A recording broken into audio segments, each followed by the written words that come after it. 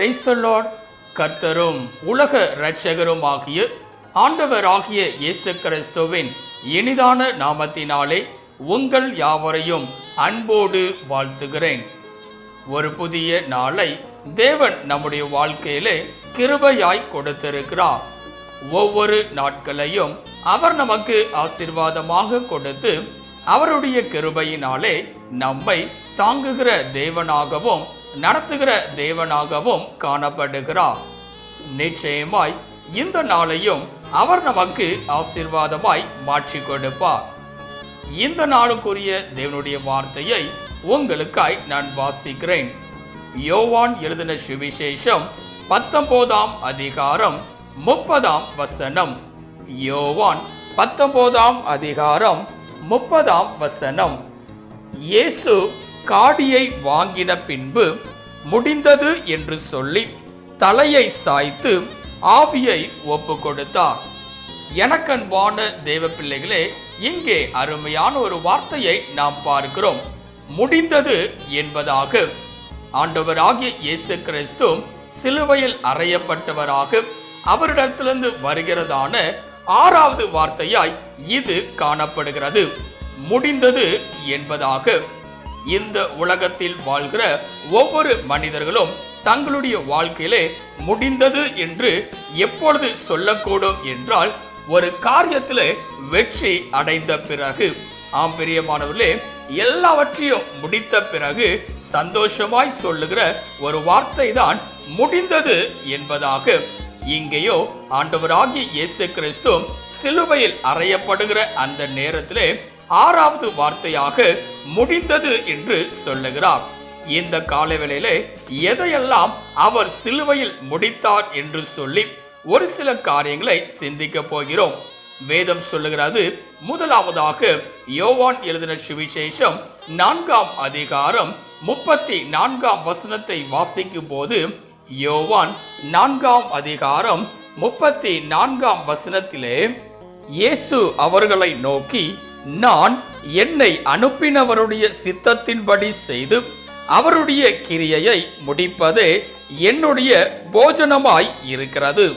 இங்கே பார்க்கும்போது முதலாவதாய் எதை என் தேவன் முடிக்கிறார் என்று சொல்லி பார்க்கும்போது, தேவனுடைய சித்தத்தை அவர் செய்து முடிக்கிறார்.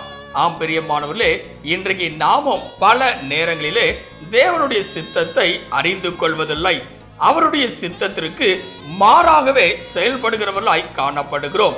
ஆனால் இங்கேயோ ஆண்டவராகிய இயேசு கிறிஸ்து பிதாவினுடைய சித்தத்தை முடிக்கிறவராக காணப்படுகிறார். ஏன் இந்த உலகத்திற்கு வந்தார் என்று சொல்லி அவர் சொல்லும் போதும் கூட வேதம் இப்படியாய் சொல்லுகிறது.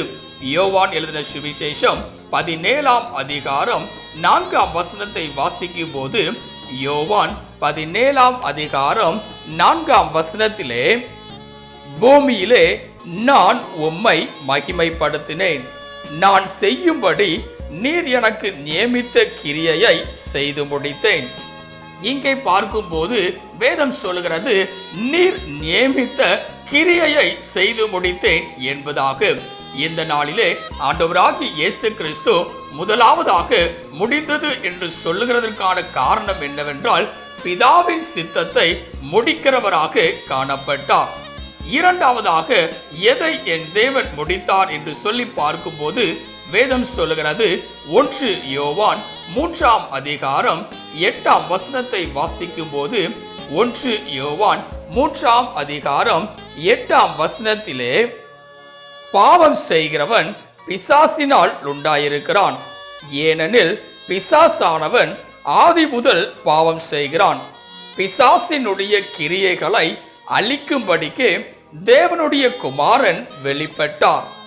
இங்கே பார்க்கும்போது வேதம் சொல்லுகிறது, பிசாசின் கிரியைகளை அழிப்பதற்கு தேவனுடைய குமாரன் வெளிப்பட்டார் என்பதாக. இரண்டாவதாக என் தேவன் பிசாசின் கிரியைகளை முடிக்கிறார், பிசாசின் காரியங்களை ஜெயிக்கிற தேவனாய் காணப்படுகிறார். இங்கே ஆண்டவராகிய இயேசு கிறிஸ்து சிலுவையில் அறையப்பட்டவராக முடிந்தது என்று சொல்லி இரண்டாவது காரியமாக பிசாசின் கிரியைகளை குறித்து அவர் சொல்லுகிறார். பிசாசினுடைய எல்லா விதமான தந்திரங்களையும் என் தேவன் அழித்து போடுகிறார். பிசாசினுடைய எல்லா விதமான காரியங்களிலும் என் தேவன் ஜெயித்தெழும்புகிறவராய் காணப்படுகிறார். வேதம் சொல்லுகிறது, ரோமர் 16ஆம் அதிகாரம் 20ஆம் வசனத்தை வாசிக்கும் போது, ரோமர் 16ஆம் அதிகாரம் 20ஆம் வசனத்திலே, சமாதானத்தின் தேவன் சீக்கிரமாய் சாத்தானை உங்கள் கால்களின் கீழே நசுக்கி போடுவார். நம்முடைய கர்த்தராகிய இயேசு கிறிஸ்துவுடைய கிருபை உங்களுடனே கூட இருப்பதாக. இங்கே பார்க்கும்போது வேதம் சொல்லுகிறது, சமாதானத்தின் தேவன் தாமே சீக்கிரமாய் சாத்தானை உங்கள் கால்களின் கீழே நசுக்கி போடுவார். இதைதான் ஆண்டவராகிய இயேசு கிறிஸ்து சிலுவையில் முடிக்கிறார். ஆம் பிரியமானவர்களே, இரண்டாவதாக ஆண்டவராகிய இயேசு கிறிஸ்து முடிந்தது என்று எதை சொல்லுகிறார் என்று சொல்லி பார்க்கும்போது, பிசாசை ஜெயித்து முடிக்கிறார். மூன்றாவதாக எதை என் தேவன் சிலுவையில் முடிக்கிறார் என்று சொல்லி பார்க்கும்போது வேதம் சொல்லுகிறது, யோவான் எழுதின சுவிசேஷம் 1ஆம் அதிகாரம் 29ஆம் வசனத்தை வாசிக்கும் போது, யோவான் 1ஆம் அதிகாரம் 29ஆம் வசனத்திலே, மறுநாளிலே யோவான் இயேசுவை தன்னிடத்தில் வர கண்டு, இதோ உலகத்தின் பாவத்தை சுமந்து தீர்க்கிற தேவ ஆட்டுக்குட்டி. இங்கே பார்க்கும்போது யோவான் ஆண்டவராகிய இயேசு கிறிஸ்துவை குறித்து சொல்லும் போது, இதோ உலகத்தின் பாவத்தை சுமந்து தீர்க்கிற தேவ ஆட்டுக்குட்டி என்று சொல்லுகிறார். ஆம் பிரியமானவர்களே, மூன்றாவதாக முடிந்தது என்று சொன்னவர் சிலுவையில் எதை முடித்தார் என்று சொல்லி பார்க்கும்போது பாவத்தை சுமந்து முடிக்கிறார். ஏனென்றால் இங்கே யோவான் சொல்லும் போது, இவரே உலகத்தின் பாவங்களை சுமந்து தீர்க்கிறவர் என்று சொல்லுகிறார். அப்படியானால் நம்முடைய தேவன் பாவத்தை சுமந்து முடிக்கிறவராய் காணப்படுகிறார். இந்த கால வேளையிலே இதை கேட்டுக் கொண்டிருக்கிற எனக்கன்பான தேவ பிள்ளைகளே, சிலுவையில் ஆண்டவர் கூறிய 6வது வார்த்தையான முடிந்தது என்பதை குறித்து இந்த நாளிலே நாம் சிந்தித்திருக்கிறோம். எதை என் தேவன் முடிக்கிறார் என்றால், முதலாவதாக பிதாவின் சித்தத்தை முடிக்கிற தேவனாய் காணப்படுகிறார்.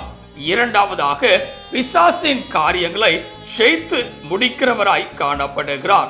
மூன்றாவதாக என் தேவன் பாவத்தை சுமந்து முடிக்கிறவராய் காணப்படுகிறார்.